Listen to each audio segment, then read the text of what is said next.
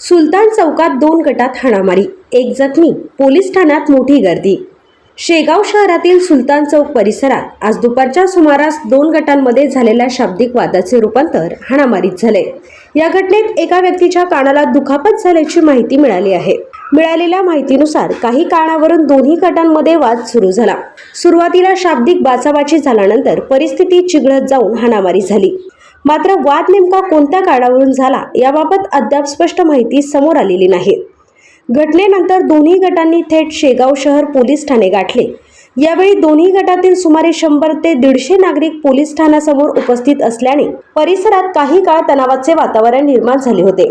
बातमी लिहेपर्यंत एका गटाची फिर्याद नोंदविण्याचे काम सुरू होते, तर दुसऱ्या गटाची बाजू नोंदविण्याची प्रक्रिया सुरू होती। दोन्ही बाजूंचे म्हणणे ऐकून व नोंदी पूर्ण झाल्यानंतर पुढील तपास शेगाव शहर पोलिसांकडून करण्यात येणार आहे। युवा क्रांती न्यूजसाठी डी ललित, शेगाव।